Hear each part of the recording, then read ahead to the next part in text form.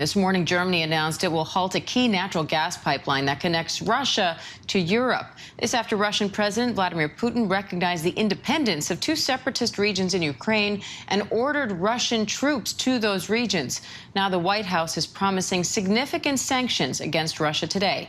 ABC News foreign correspondent James Longman is in Moscow, Russia. ABC News White House correspondent Mary Alice Parks is in D.C., as well as former State Department official Colonel Stephen Ganyard as well. So, James, I want to start with you. The White House is now calling this the beginning of an invasion, but they, along with Ukraine's president, seem to want to draw a distinction between sending troops to the separatist regions versus the rest of Ukraine. Why is that so important? Well, it's about I think it's semantics. I mean, it is a sovereign nation, whether you're talking about eastern Ukraine or you're speaking about Kiev. I think it's about kind of the optics of this, to be honest. I should say, though, in the last few moments, Diane, we have had a news flash from Russian news agencies here saying the Federation Council, which is the equivalent of Russia's Senate, has received an appeal for use of the Russians' armed forces abroad. Now, does that mean that, it depends on your definition of the word abroad. Does that mean separatist lands, or does that mean Kiev, the capital of Ukraine?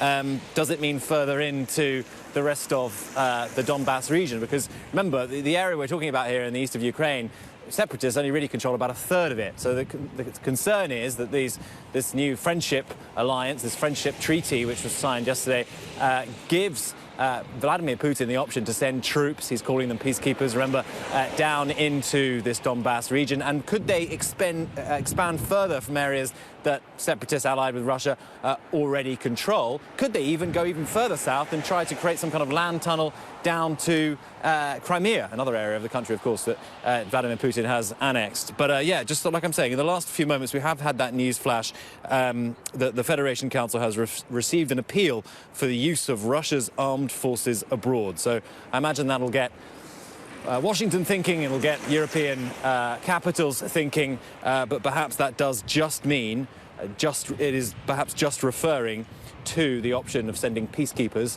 to use the Russian term, down to the east of Ukraine. Diane? And I want to bring in Aaron Katursky, our senior investigative reporter who's in Ukraine, for a little bit more on that point as well. Because, Aaron, we seem to be getting different stories on what's next. The Ukrainian president says he doesn't believe a wider invasion is around the corner. Putin denies that he's trying to restore the empire.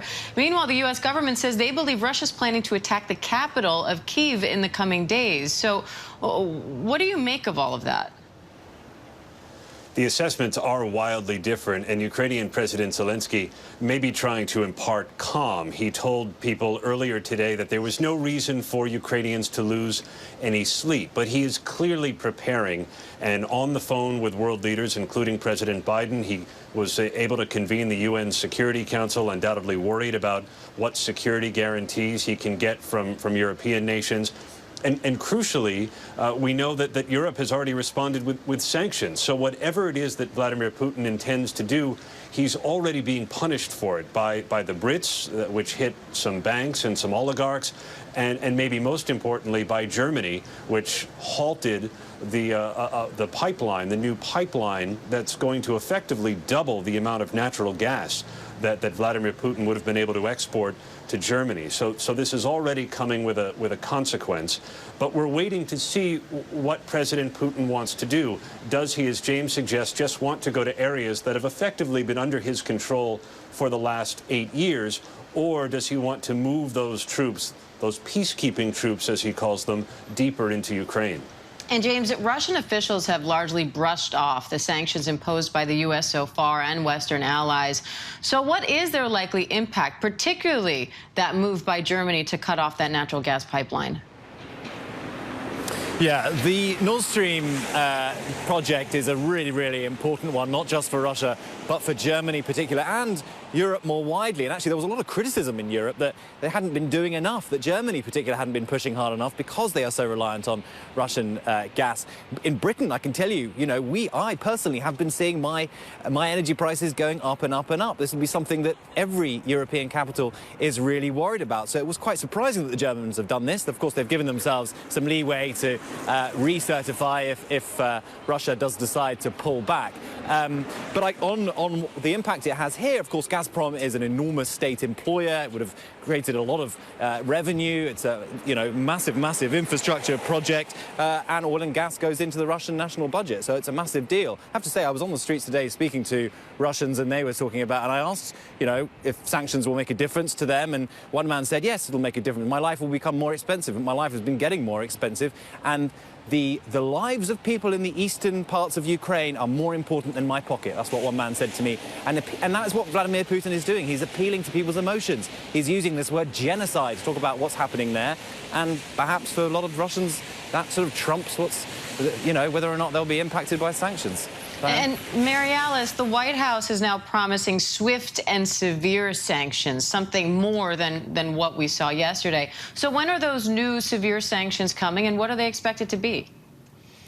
Yeah, we know the White House is expecting to make more announcements later today. And I think that we're probably looking at something similar to what we've started to hear from other European leaders. Things like sanctions on Russian banks, limits on who can trade in U.S. dollars potentially. And obviously, the White House has been teasing the possibility of import and export sanctions. That could go a long way if Russia really was not able to import any American-made goods or specific technologies. But we don't know yet if President Biden is going to roll out this whole package or if it's going to be piecemeal. They've been trying to say that they did not want a piecemeal approach. They wanted to start at the top of the ladder with very punishing sanctions at the beginning. But there's this debate in Washington right now about, like you guys have been talking about whether these initial moves from Putin constitute a full invasion. And Colonel Ganyard, having worked at the State Department yourself, do you think strong enough sanctions could deter a larger invasion if that's what Vladimir Putin is planning here? I think yesterday, Dana, that Mr. Putin made it quite clear that sanctions were not going to be a consideration, that bring it on, we don't really care. And frankly, the kinds of sanctions the U.S. has imposed on the Russian regime in the past have been ineffective. Sanctions themselves have a historical record of being ineffective. They're great. The politicians say, oh, we're ramping up the pressure, but you have to really target them.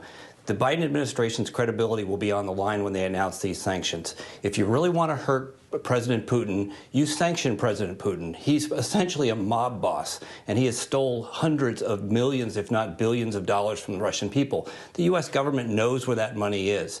Go after the oligarchs that run it, the elites that run it. So we'll wait and see on these sanctions, but how serious these sanctions are will be quite apparent not only to the rest of the world, but to Mr. Putin. And if they aren't severe and they aren't really going to be something that's going to cause pain to those who run the country, I think that it's just going to be another green light. So if those don't work, then what military options are available for Ukraine right now, particularly with that Russian army right at the border? Yeah, there's, as James was talking about, there's a question of semantics here. And the semantic question for me is, what does Donbass mean? So if you've seen the maps there, you can see that Donbass is a big area, but the rebels who took over the parts of Donbass back in 2014 control really only about a third of that area of the Donbass. So the Russians were quite equivocal today about whether is it the area that the rebels hold or is it all of the Donbass. That's the critical question right now, because if Russia says it's all of Donbass, then that gives the green light to the Russian military to cross those rebel-held lines into what is now considered fully Ukrainian territory. So that's going to be the thing that we need to watch. If they go right up to the edge of the rebel-held areas, that may be the time for a pause, and it may be a time for diplomatic initiatives to take hold. All right, Colonel Steve Ganyard, Aaron Katersky, James Longman, and Mary Alice Parks. We appreciate it. Thank you. Hi, everyone. George Stephanopoulos here. Thanks for checking out the ABC News YouTube channel. If you'd like to get more videos, show highlights, and watch live event coverage, click on the right over here to subscribe to our channel. And don't forget to download the ABC News app for breaking news alerts. Thanks for watching.